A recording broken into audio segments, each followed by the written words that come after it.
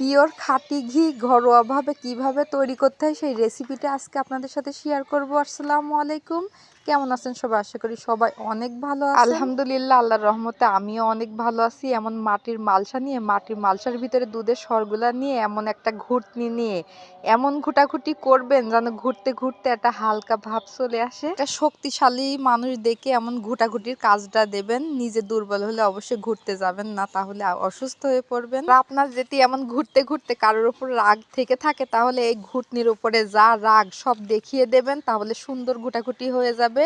রাগ ঝাল দেখিয়ে যা ভাগ ঘুটাঘুটি কাজ শেষ করা হলো, তারপরে এই যে পানি দিয়ে এমন হাত মাথগুলো সুন্দরভাবে ধুয়ে নেবেন, কারণ এগুলো একটু মাখো মাখো টাইপের, তো সবকিছু হাতের সাথে সবকিছুর সাথে জড়িয়ে পড়তেছে। আপনাদের সাথে কি আর দুঃখের কথা বলবো, কিছু লুবির দল আছে দুধের সরগুলা না তুলে রেখে কিছু অর্ধেক খেয়ে ফেলে আর কিছু রেখে দেয়। আর আমি তো অনেক ভালো মেয়ে, তাই আমি যদি দুধের সরটা তুলতে যাই তাহলে পুরাটাই খেয়ে নিই, ঘির জন্য আর তুলে রাখা হয় না। তারপরে এই যে পানির ভিতর থেকে তুলে নেওয়া হচ্ছে, কারণ পানির ভিতর মিশে যাবে না, সুন্দরভাবে উঠে উঠে আসবে। দেখেন কত সুন্দরভাবে হালকা হয়ে গেছে। যেহেতু আমরা এই দেশে কুমড়ার বড়ি খাই না, যেরকম ফেনালে যেমন পাতলা টাইপের হয়, দেশ বলতে বুঝিয়েছি কি জানেন, খুলনা বিভাগের লোকের কথা, কারণ কুমড়ার বড়ি তো সব এলাকা বা সব জেলার ভিতরে খায় না। ওই জন্য কুমড়ার বড়িটা যেভাবে ফেনানো হয় সেই ক্লু দিয়ে আপনাদের আমি বোঝালাম আর কি।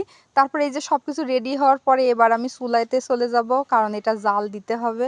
এখন তো বাজারে বেশিরভাগ নকল জিনিসই পাওয়া যায়, আর খাঁটি জিনিস খুবই কম পাওয়া যায়। আর আমরা যদি এভাবে বাসায় বানিয়ে খাই তাহলে তো একদম পিওর খাঁটি তারপরে ঘিটা খেতে পারবো, কারণ ঘি প্রচুর পুষ্টি আর বাচ্চাদের জন্য খুবই উপকারী।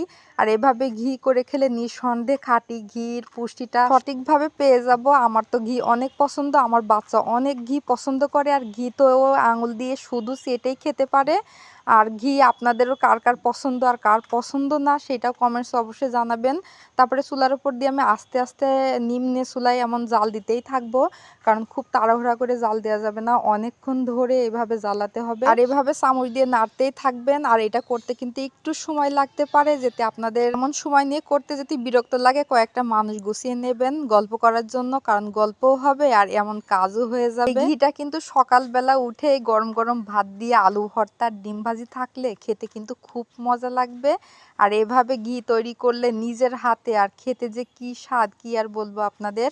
তারপরে এই যে এমন জ্বালাতে জ্বালাতে অনেকক্ষণ পর দেখবেন এমনিতে তুড়ি মেরে দেখেন কালারটা চেঞ্জ হয়ে যাবে, কত সুন্দরভাবে চেঞ্জ হয়ে গেছে, কত সুন্দর না দেখাচ্ছে। মাশাল্লাহ, পিওর একবারে খাঁটি ঘি, একদম সুন্দর জল জল করছে, একদম ফটিক হয়ে গেছে।